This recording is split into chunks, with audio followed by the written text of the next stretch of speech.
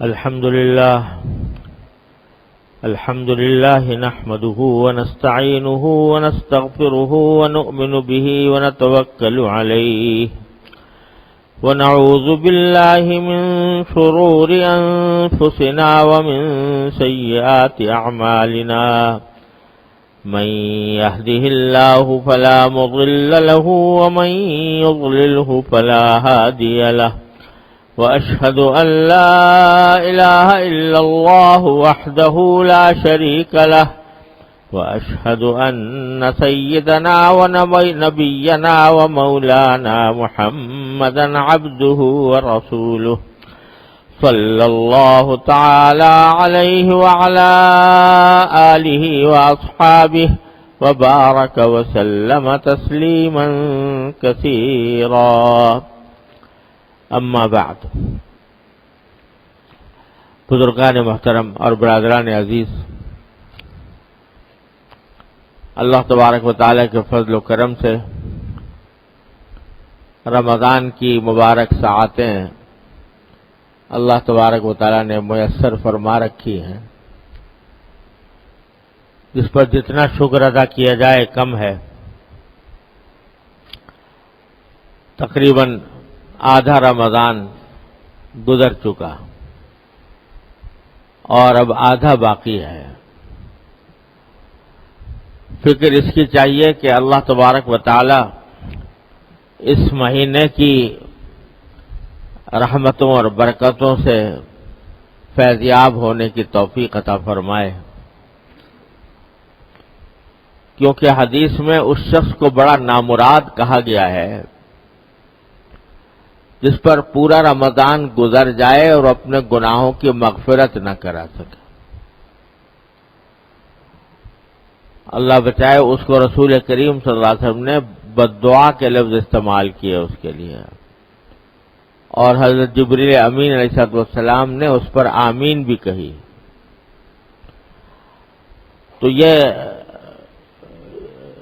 اللہ تبارک و تعالی نے جو گھڑیاں عطا فرما رکھی ہیں یہ بڑی نعمت ہے. اور یہ جو بددعا دی حضور اقدس صلی اللہ علیہ وسلم نے، وہ اس لیے دی اس شخص کو جو کہ سارا رمضان گزرنے کے باوجود گناہوں کی مغفرت نہ کرا سکے. یہ اس لیے دی کہ اللہ تبارک و تعالی نے اس رمضان کے مہینے میں گناہوں کی مغفرت کرنا اور کرانا انتہائی آسان کر دیا تھا. چھوٹے چھوٹے عمل پر مغفرت کے وعدے ہیں. روزہ رکھ لو تو مغفرت، تراویح پڑھ لو تو مغفرت، کسی کو افطار کرا دو تو مغفرت. غرض ہر چھوٹے چھوٹے عمل کے اوپر بھی اللہ تبارک و تعالی نے مغفرت کے وعدے فرمائے ہوئے ہیں. تو مغفرت کے دروازے چوپٹ کھلے ہیں، شیطانوں کو قید کر دیا گیا ہے اور دلوں کو اللہ جل جلالہ کی طرف مائل کر دیا گیا ہے. تو اس لیے مغفرت بہت سستی ہے، آسان ہے. جو شخص اس سے بھی فائدہ نہ اٹھا سکے، اللہ بچائے، تو اس کو فرمایا کہ وہ نامراد ہو جائے وہ شخص. تو اللہ تعالیٰ نہ کرے، اللہ تعالیٰ اس کا مصداق بننے سے ہر مسلمان کو محفوظ رکھے. کوشش کرنی ہے کہ اس مہینے کے اندر اپنی مغفرت کرا کے ان لوگوں میں اللہ تعالیٰ شامل فرمائے جن کو جہنم کی آگ سے آزاد کیا جاتا ہے رمضان کے اندر. اتقاء رمضان، ان میں سے اللہ تعالیٰ شامل فرمائے. تو بھائی، استغفار اور توبہ، اس کی کثرت، اپنے جو گناہ سابق میں ہوئے ہیں ان سے ایک مرتبہ کھلے دل سے اللہ تعالیٰ کے حضور معافی مانگ کے توبہ کر لیں اور استغفار کی کثرت کرتے رہیں. انشاءاللہ ثم انشاءاللہ جب رمضان کا مہینہ گزرے گا تو انشاءاللہ پاک صاف ہو کر، گناہوں سے پاک صاف ہو کر گزرے گا. یہ مہینہ جب رسول کریم صلی اللہ علیہ وسلم نے مہینہ آنے سے ایک دن پہلے شعبان کے آخری دن میں صحابہ کرام سے خطاب فرمایا اور اس میں اس مہینے کی عظمت بیان فرمائی، اس کے فضائل بیان فرمائے، اور اس میں یہ فرمایا کہ یہ شہر الصبر ہے اور شہر المواسات ہے۔ دو جملے، دو لفظ خاص طور پر استعمال فرمائے۔ یہ صبر کا مہینہ ہے اور یہ مواسات کا مہینہ ہے۔ مواسات کے معنی غم خاری، ہمدردی، دوسروں کے ساتھ ہمدردی کا معاملہ کرنے کا مہینہ ہے۔ تو خاص طور پر ان دو چیزوں کا ذکر فرمایا اس مہینے۔ یعنی ویسے تو اگر دیکھا جائے تو روزوں کا مہینہ ہے، تراویح کا مہینہ ہے، اور اس کی آپ نے آگے اسی خطبے کے اندر اس کا ذکر بھی فرمایا، لیکن پورے مہینے کا جو نام رکھا اور اس پورے مہینے کو جو لقب دیا وہ شہر الصبر کا اور شہر المواسات کا،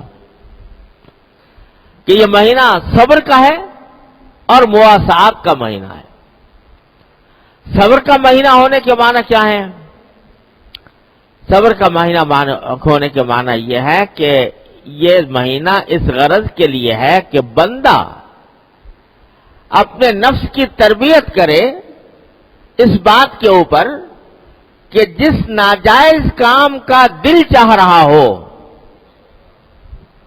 آدمی اللہ کی خاطر اس سے رک جائے۔ روزہ اسی کی مشق ہے۔ کھانے کو دل چاہ رہا ہے نہیں کھائیں گے، پینے کو دل چاہ رہا ہے نہیں پیئیں گے، بیوی کے ساتھ اختلاط کا دل چاہ رہا ہے نہیں کریں گے۔ کیوں نہیں کریں گے؟ اس لیے کہ اللہ تبارک و تعالی نے منع کر دیا۔ تو نفسانی خواہشات کا مقابلہ اور نفسانی خواہشات کو اللہ کے حکم کے آگے پامال کرنے کا عمل، اس کی مشق کرائی جا رہی ہے۔ اس لیے اس کو کہا گیا شہر الصبر۔ صبر کے لفظی معنی ہے قرآن شریف میں بہت استعمال ہوا ہے، اللہ تعالیٰ نے اس کی بڑی فضیلت بیان فرمائی ہے۔ ہمارے ہاں اردو میں تو صبر کو صرف اتنا سمجھتے ہیں کہ بھئی کسی کو تکلیف پہنچ گئی، مصیبت آ گئی، کسی کا انتقال ہو گیا، صبر کرو، یعنی اس کے اوپر کچھ زیادہ جزا فضا نہ کرو کوئی۔ لیکن شریعت میں صبر کا مفہوم بہت وسیع ہے۔ صبر کے معنی ہے نفس کو باندھنا، اپنے آپ کو باندھنا، لفظی معنی یہ ہے اس کے۔ باندھنے کے معنی یہ کہ نفس تو بھاگنا چاہ رہا ہے، مثلا نماز کا وقت ہو گیا، نفس بھاگنا چاہ رہا ہے کہ یہاں سے نکلوں کہیں اور بھاگوں۔ صبح کو فجر کا وقت ہو رہا ہے اور نماز کی آواز دی جا رہی ہے، نفس چاہ رہا ہے کہ میں سوتا رہوں، وہ نماز سے بھاگنا چاہتا ہے۔ اس کو باندھنا کہ نہیں کہیں اور نہیں جاؤ گے، نماز کو جاؤ گے۔ تو نفس کے خلاف، اس کی خواہشات کے خلاف، اس کے تقاضوں کے خلاف اللہ تبارک و تعالیٰ کے حکم پر عمل کرنا، یہ صبر ہے۔ صبر علی الطاعہ اس کو کہتے ہیں۔ جس عبادت کی، جس طاعت کی انجام دہی میں نفس رکاوٹ بن رہا ہو، وہاں نفس کی بات نہ مانے، اللہ کی بات مانے، یہ صبر علی الطاعہ ہے۔ اور اسی طرح نفس بھاگ رہا ہے معصیت کی طرف، گناہ کی طرف، فلاں گناہ کر لوں، فلاں گناہ کا مزہ لے لوں، آنکھوں کو غلط استعمال کر لوں، زبان سے غیبت کر لوں، جھوٹ بول دوں،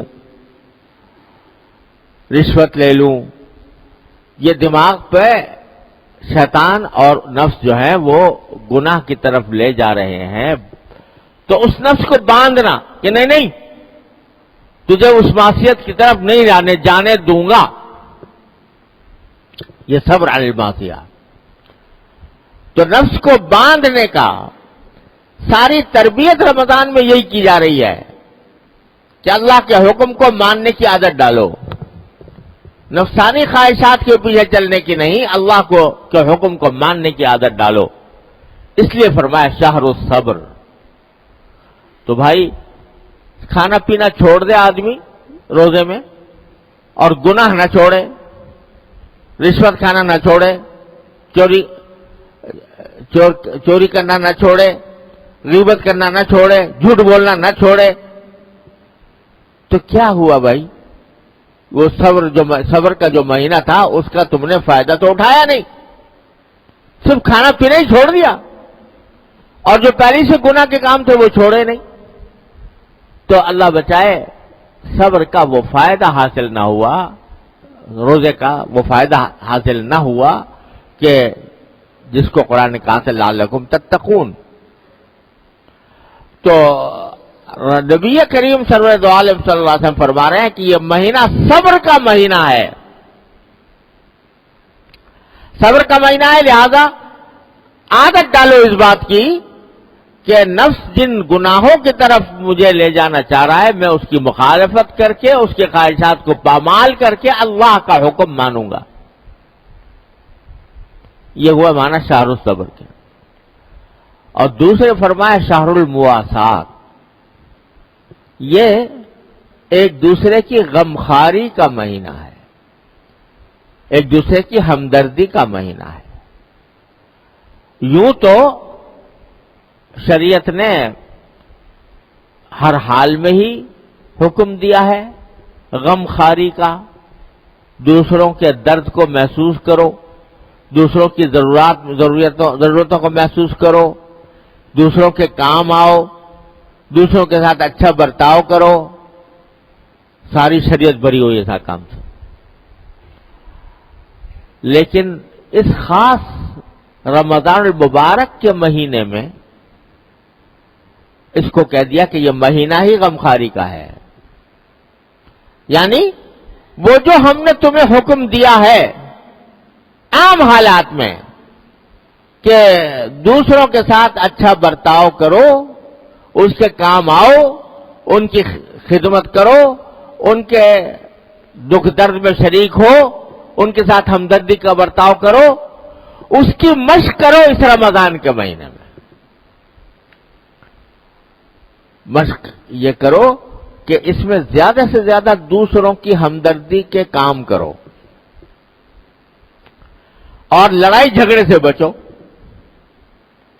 یہاں تک فرما دیا کہ ان جہلا علی احدکم جاہل، اگر کوئی تم سے لڑائی کرنے آ جائے، لڑائی کرنے اور لڑنا چاہے، تو کہتے اسے کہہ دو انی صائم، بھائی میرا روزہ ہے۔ جب کوئی شخص لڑائی کے موڈ میں آ جائے اور برا بھلا تمہیں کہنا شروع کر دے اور بلند آواز اس کی ہو جائے، ڈانٹ ڈپٹ شروع کر دے، تو تمہارے نفس کا تقاضا تو یہ ہوگا کہ جتنی زور سے یہ بول رہا ہے اس سے دگنی زور سے میں جواب دوں اس کا، اور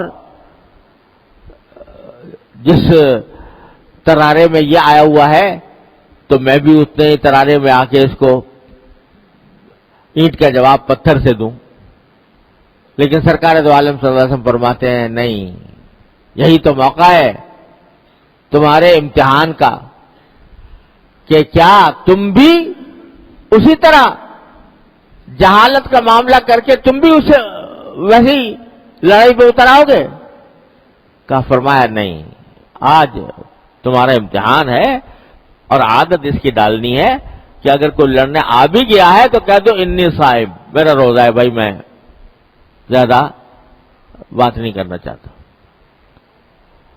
تو لڑائی کرنے والا لڑائی پر تل کر آ گیا، اس کے ساتھ بھی یہ برتاؤ ہے کہ لڑوں گا نہیں میں تم سے۔ یہ مشق کرائی جا رہی ہے حلم کی، بردباری کی۔ والکاظمین الغیظ والعافین عن الناس، جو غصے کو پی جائیں اور لوگوں سے درگزر کریں، ان میں شامل کرنا مقصود ہے۔ ایک حدیث میں مروی ہے کہ انسان جتنے گھونٹ پیتا ہے ان میں سے سب سے زیادہ اللہ تعالیٰ کو محبوب گھونٹ ہے غصے کا گھونٹ۔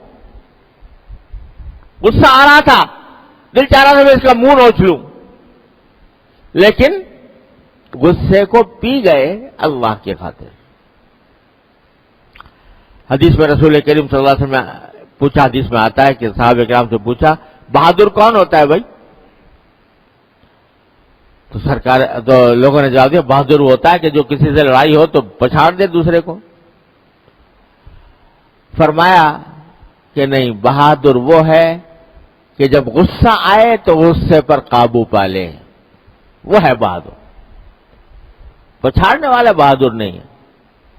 بہادر وہ ہے کہ غصہ آ رہا تھا زبردست، دل چاہ رہا تھا میں اس کا منہ نوچ لوں، اس کو برا بلا کہہ دوں، اس کو گالیاں دے دوں، لیکن اللہ کی خاطر غصے کے گھونٹ کو پی گیا۔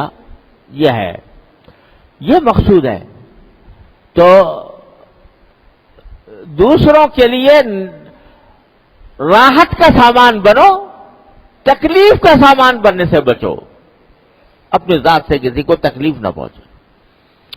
یہ مواسات، تو مواسات یعنی غم خواری، دکھ درد میں دوسرے کے شریک ہونا۔ یہاں تک فرمایا کہ افطار کرا دو کسی کو، تو کتنی بڑی فضیلت بیان فرمائی کہ اگر کوئی شخص ایک گھونٹ سے افطار کرا دے اللہ تبارک و تعالیٰ اس کو آخرت کے پیاس سے محفوظ رکھے گا۔ تو کیا مطلب ہے کہ بھائی افطار کے وقت میں خود تو تم نے افطاریاں جمع کر کے رکھی ہوئی ہیں اور بہت کچھ جمع کر لیا، لیکن یہ بھی دیکھو کہ تمہارے آس پاس جو لوگ ہیں وہ بھی آیا افطار کے کرنے کی پوزیشن میں ہیں، ان کے پاس بھی اتنا ہے کہ وہ خود افطار کر سکے، اپنے بچوں کو کرا سکیں، اپنے گھر والوں کو۔ لہذا فضیلت بیان فرما دی دوسرے کا افطار کرنے کی، اور کہتے ہیں پیٹ بھر کا اگر کھلا دیا افطار کے موقع پر کسی کو تو اللہ تبارک و تعالی حیض و کثر سے ایسا جام پلائیں گے کہ اس کے بعد کبھی پیاس ہی نہیں لگے گی۔ تو یہ غمخواری کہ صرف اتنا ہی نہیں ہے کہ اپنا خود افطار کر کے بیٹھ جاؤ، اپنے پڑوسیوں کو دیکھو، اپنے ملنے جلنے والوں کو دیکھو، ان کے پاس اتنا ہے کہ نہیں ہے۔ اور ویسے بھی دوسروں کو صدقہ خیرات کی کثرت، حدیث میں آتا ہے کہ رسول کریم سرور عالم صلی اللہ علیہ وسلم رمضان کے مہینے میں آپ کی سخاوت کہیں سے کہیں پہنچ جاتی تھی۔ آپ یوں تو آپ کی سخاوت کا کوئی ٹھکانے ہی نہیں تھا، آپ کا دریا بہتا تھا سخاوت کا ہر آن، لیکن فرمایا کہ رمضان کے مہینے میں آپ کی سخاوت ایسی ہوتی تھی جیسے چلتی ہوئی ہوا، جیسے ہوائیں چل رہی ہیں، یعنی بس مسلسل داد و دہش کا سلسلہ جاری ہے، جو آ رہا ہے لے کر جا رہا ہے۔ تو سرکار دو عالم صلی اللہ علیہ وسلم نے اپنے عمل سے یہ بتلایا کہ جتنا اس زمانے میں کوئی خرچ کرو تو اللہ کے راستے میں کرو، کسی کی مدد کے لیے کرو، کسی بھی نیک کام میں کرو، اس کا ثواب۔ حدیث میں آتا ہے کہ اس زمانے میں آدمی کوئی بھی نیکی کا عمل کرے تو اس کا اگر نفلی عمل کیا ہے تو اس کا ثواب فریضے کے برابر، اور فریضہ ادا کیا ہے تو اس کا ثواب 70 فریضے ادا کرنے کے برابر۔ تو اگر اسی لیے عام طور سے مسلمان جو ہے نا وہ اس مہینے میں زکوٰۃ نکالنے کے لیے یہ اس مہینے کو اس لیے خیال سے منتخب کرتے ہیں کہ بھئی 1 روپیہ دیں گے زکوٰۃ کا تو وہ 70 روپے کے برابر ہوگا، 1000 دیں گے تو 70,000 کے برابر ہوگا۔ اس لحاظ سے لوگ عام طور پر رمضان کے مہینے کو زکوٰۃ کے لیے استعمال کرتے ہیں، اس کا انتظار کرتے ہیں. اس لحاظ سے تو اچھی بات ہے کہ رمضان میں اگر زکوٰۃ ادا ہو جائے تو بہت ہی اچھی بات ہے. لیکن بعض لوگ اس میں حد سے زیادہ غلو کرتے ہیں. رمضان سے پہلے زکوٰۃ فرض ہو گئی، یہ بھی سمجھا دوں کہ بہت سے لوگ سمجھتے ہیں کہ رمضان میں ہی فرض ہوتی ہے زکوٰۃ. یہ بات صحیح نہیں ہے. ہر انسان کی زکوٰۃ کی ایک تاریخ ہوتی ہے، وہ ہر انسان کی الگ ہوگی. یعنی وہ تاریخ جس میں پہلی بار انسان صاحب نصاب بنا، پہلی بار اس کے بعد اتنے پیسے آئے جو نصاب کے برابر ہوتے ہیں 52.5 تولے چاندی کے برابر، وہ اس کی تاریخ ہے زکوٰۃ کی. وہ چاہے شعبان ہو، چاہے رمضان ہو، چاہے رجب ہو، چاہے شوال ہو، چاہے ذوالقعدہ ہو، کوئی مہینہ ہو. جب پہلی بار انسان صاحب نصاب بنا، وہ اس کی زکوٰۃ کی تاریخ ہو گئی. اب آئندہ ہر سال اس کو اسی تاریخ پر زکوٰۃ فرض ہوگی اس کی. اگر کسی کو یاد نہیں ہے تو ایسے ہی اندازے سے، مناسب اندازے سے کوئی تاریخ مقرر کر سکتا ہے کہ بھئی یا تو رہا نہیں پہلی بار کب بنے تھے، لیکن ایک اندازہ کیا کہ شاید رجب میں بنے تھے تو اس رجب کا مقرر کر لیں. رمضان کا اندازہ ہوتا ہے تو رمضان کا کر لیں. ضروری نہیں کہ رمضان ہی ہو. تو فرض پہلے بھی اگر فرض کرو رجب میں فرض ہو گئی، رجب کے مہینے میں فرض تو ہو گئی. اب بہت سے لوگ ایسے ہوتے ہیں کہ جو فرض تو ہو گئی، حساب بھی کر لیا رجب کے اندر، لیکن اس انتظار میں بیٹھے ہیں کہ جب رمضان آئے گا تو دیں گے. یہ بات صحیح نہیں، بلکہ جب فرض ہو گئی اور کوئی مستحق سامنے ہے تو اس مستحق کی ضرورت کے لحاظ سے اس کو دینا چاہیے، پہلے ہی دینا چاہیے.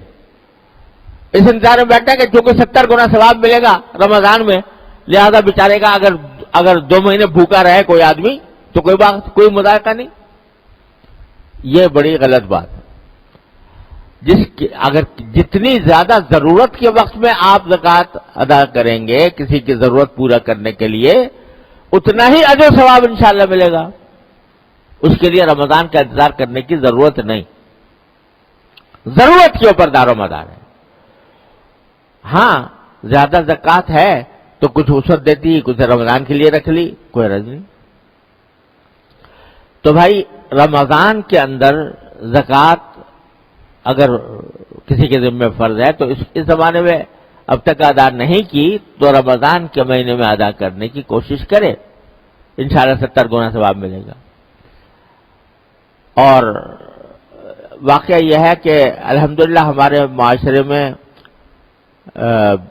زکوٰۃ دینے والے بھی بہت ہیں، اللہ تعالیٰ کے فضل و کرم سے دیتے ہیں، لیکن بڑی کوتاہیاں پائی جاتی ہیں اس کی ادائیگی میں.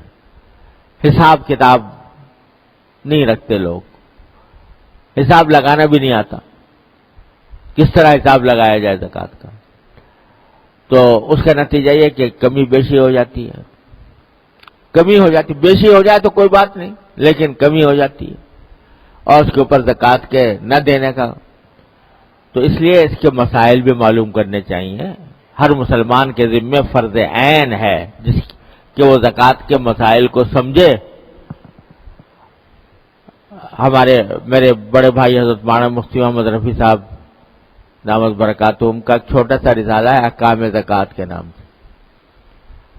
چھوٹا سا ہے، وہ سب پڑھ لیں تو پتہ چل جائے گا کہ زکوٰۃ کے بنیادی احکام کیا ہیں.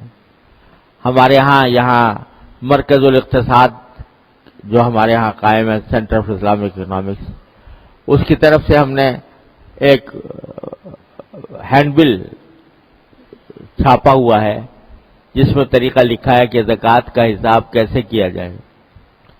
اس کا فارم بھی بنا کے دے دیا ہے اس میں کہ کس طرح حساب لگایا جائے زکوٰۃ کا. وہ ساری تفصیل آ گئی. اس کا جاننا ہر مسلمان کے ذمہ فرض عین ہے. تو اس رمضان کے مہینے میں بھائی اپنے علم میں بھی اضافہ کرنا چاہیے، دین کے علم میں بھی اضافہ کرنا چاہیے. تو یہ کتابیں پڑھ کر زکوٰۃ کے صحیح احکام معلوم کر کے پھر زکوٰۃ ادا کریں. اللہ تعالیٰ نے زندگی دی تو چند موٹے موٹے احکام اگلے جمعہ میں عرض کر دوں گا. اگر اللہ تبارک و تعالیٰ زندگی عطا فرمائی اور موقع عطا فرمایا تو انشاءاللہ. لیکن یہ کتابوں کا میں نے حوالہ دے دیا ہے کہ ان کتابوں کے ذریعے بنیادی احکام معلوم کریں، اس کے مطابق عمل کریں. اللہ تبارک و تعالیٰ اپنے فضل و کرم سے، اپنی رحمت سے ہم سب کو اس کی توفیق عطا فرمائے. وآخر دعوانا الحمدللہ رب العالمین.